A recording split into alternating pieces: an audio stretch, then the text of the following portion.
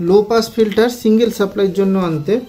তো এখানে আমি সিঙ্গেল সাপ্লাই আমি ইউজ করেছি। দেখুন এখানে 12-0-12 যে ট্রান্সফর্মার আছে, আমি একটা 12 খুলে দিয়েছি, শুধু 0-12 দিয়ে আমি দেখাচ্ছি। এই 0 আর 12 এখানে আউটপুটও হয়েছে, আর এখান থেকে আমার সার্কিটে ইনপুট হয়েছে। এটা হচ্ছে অপ এর জন্য আমি আলাদা পাওয়ার সাপ্লাই দিয়ে দিয়েছি। আর এখানে যেটা আমার অ্যাম্পলিফায়ার আছে, অ্যাম্পলিফায়ারের জন্য কিন্তু আলাদা পাওয়ার সাপ্লাই ইউজ করতে হবে, ঠিক আছে। তো এই হচ্ছে টোটাল কানেকশন। এটা সকাল থেকে আমি এর পেছনে পড়ে আছি।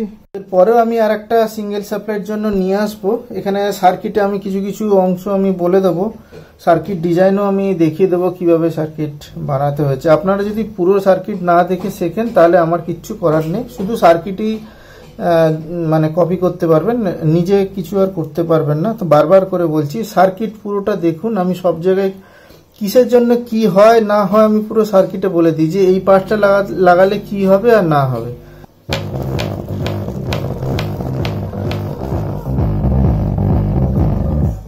ভলিউম কন্ট্রোল এখানে এইটা থাকলে তবে আপনি স্মুথলি কম বেশি করতে পারবেন। একটা পিএফ কানেক্ট করতে হবে, ভুলে গেছি। প্রচুর বেশ গান কিছু পাবেন না।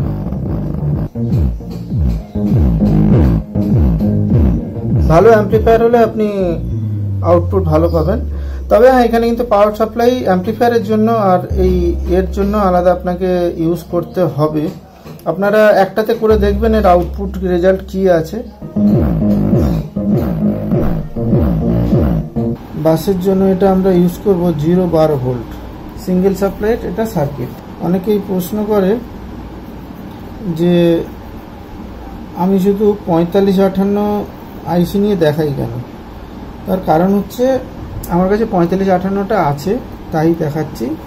আপনাদের কাছে এরকম ডুয়েল অপ-এম যদি থাকে আপনারা ইউজ করতে পারেন, কোনো অসুবিধা হবে না। প্লাস 12 ভোল্ট দেব, আর এখানে নেগেটিভ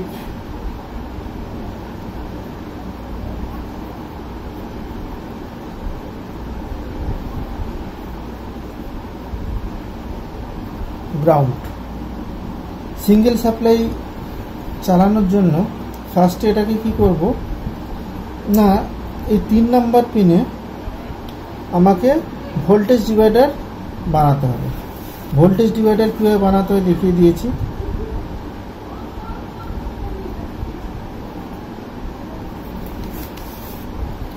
আট নাম্বার পিন এটা কানেক্ট থাকবে, 3 নাম্বার পিন 8 আর 3 এইভাবে কানেক্ট করে দেবো। এটা হচ্ছে 10K। এবার 3 নাম্বার পিনে একটা রেজিস্ট্যান্স থাকবে, সেটাও 10K।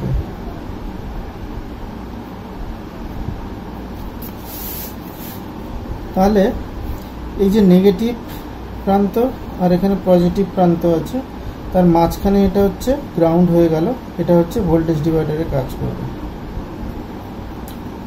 3 নাম্বার পিনে গ্রাউন্ড, আর 5 নাম্বার পিনেও আছে, সেটা ব্যবস্থা আমি করছি। এইবার এই পাওয়ার সাপ্লাইটাকে স্টেবল রাখার জন্য একটা এর সাথে প্যারালাল একটা ক্যাপাসিটার কানেক্ট করব। ক্যাপাসিটারের যে নেগেটিভ পার্টটা এইদিকে থাকবে, পজিটিভটা এদিকে থাকবে। এটার ভ্যালু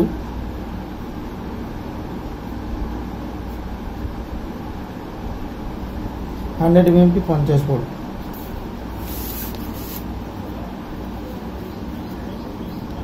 এইবার এটাকে আমরা 5 নাম্বার পিনেও ভোল্টেজটা দেওয়ার জন্য এখানে আমরা একটা পিএফ কানেক্ট করে দিচ্ছি 5 নম্বরে 104J। এতে কি হলো, এই অপ-অ্যাম্পটা সিঙ্গেল সাপ্লাইতে রান করলো এই সার্কিটে। এরপরে হচ্ছে আমার ফিল্টারিং এর কাজ আর গেন আউটপুটের কাজ। অডিও ইনপুট আমরা দেব 2 নাম্বার পিনে, একটা ক্যাপাসিটার দিয়ে দেবো। ক্যাপাসিটারের ভ্যালু হচ্ছে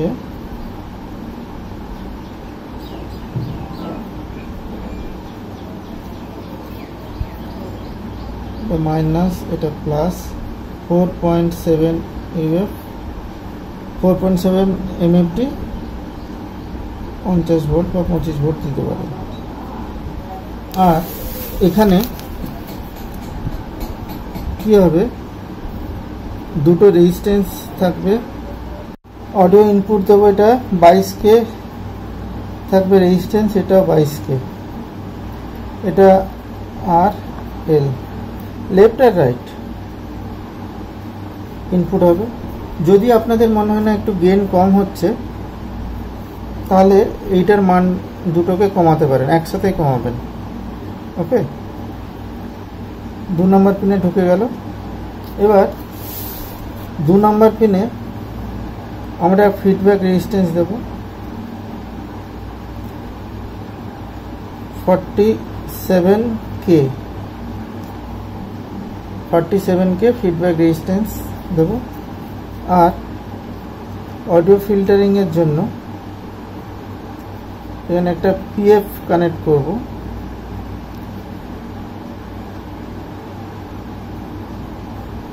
J,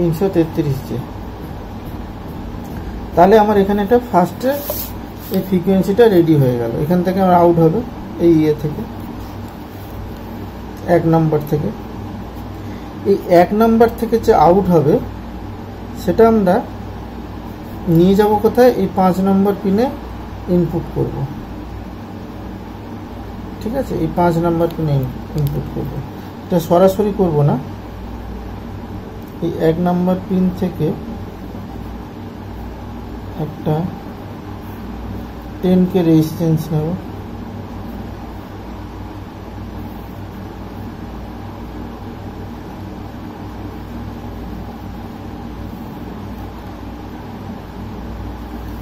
এই 10K রেজিস্ট্যান্স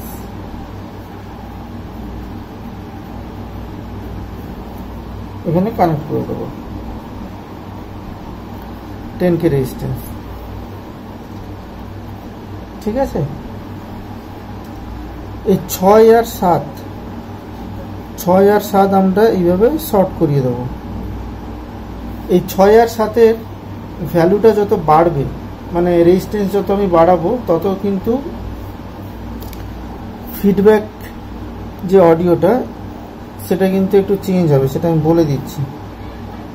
সেটা চেঞ্জের জন্য এই 6 নম্বর থেকে আর একটা পিএফ কানেক্ট করব, সেটা এইখানে কানেক্ট করব।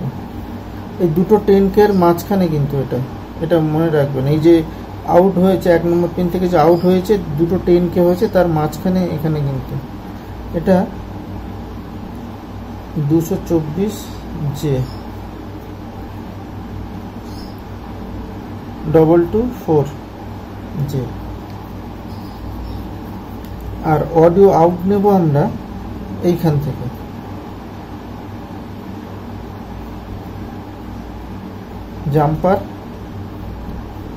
জাম্পারের পরে একটা ক্যাপাসিটার দিয়ে আউট নেব, প্লাস মাইনাস। এই ক্যাপাসিটার ভ্যালু হচ্ছে 4.7 MFD 50 ভোল্ট।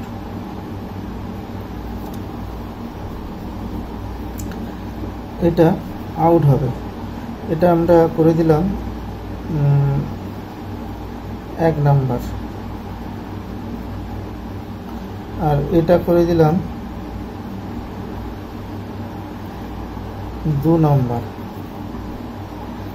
3 নাম্বার করে দিই, 3, এটা 3 নাম্বার। হ্যাঁ, তো এইখানে যখন আমি এই রেজিস্ট্যান্সটার মান বাড়াবো, তখন কিন্তু এখানে যে বেসটা আছে, বেসটা ভেতরে আস্তে আস্তে করে হাই আসতে থাকবে, মানে মিডটাও ঢুকবে, হাইটাও ঢুকবে। ঠিক আছে, এটা আপনারা নিজেদের মতন অ্যাডজাস্ট করে নিতে পারেন, যে এটাকে শর্ট না করে এখানে 1K বা 2K এরকম কিছু কানেক্ট করে। ওকে, এরপরে আমরা আর একটু ফিল্টারিং করব, সেটা পোটেনশিওমিটার আছে,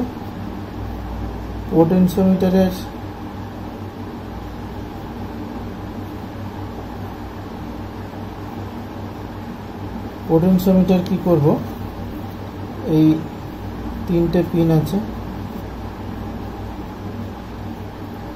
তিনটে পিনের ভেতরে আমরা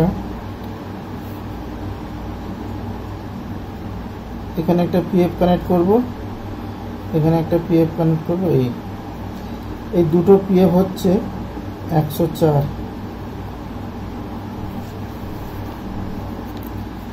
এটাও 104, দুটো, এটা 50K বা 47K, 104 দুটো কানেক্ট করব। এর সাথে একটা রেজিস্ট্যান্স কানেক্ট করব,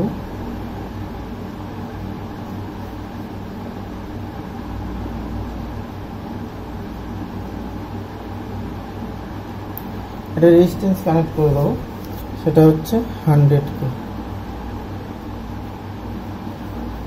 ঠিক আছে, এইবার এই পোটেনশিওমিটারের এই পাশের পিনটা এর সাথে কানেক্ট হবে।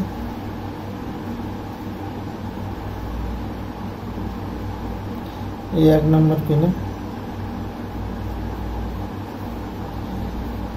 এই পোটেনশিওমিটারের 3 নম্বর পিনটা মানে গ্রাউন্ডটা এখানে কানেক্ট হবে, এই 3 নম্বর। আর এই 2 থেকে, এই যে এই পিন থেকে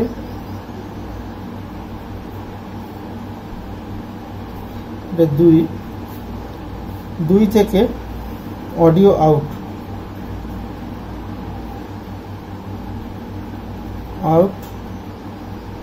ফর অ্যাম্পলিফায়ারে আউট হয়ে যাবে।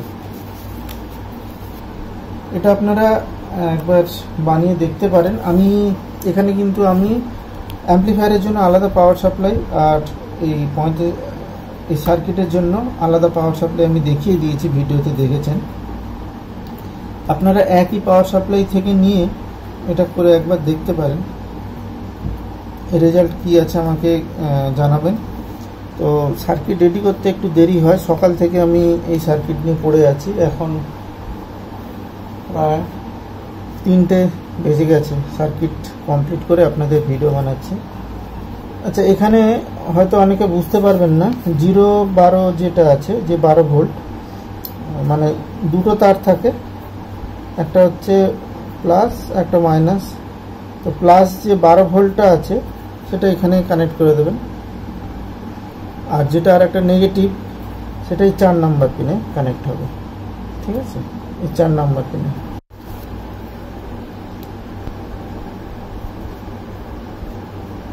তো আজকের ভিডিওটা কেমন লাগলো আমাকে কমেন্ট বক্সে জানাবেন, কিছু জানার থাকলে কমেন্ট করবেন অবশ্যই, আর ভিডিও ভালো লাগলে লাইক, শেয়ার এবং সাবস্ক্রাইব করবেন। দেখা হবে পরে কোনো এক ভিডিওতে।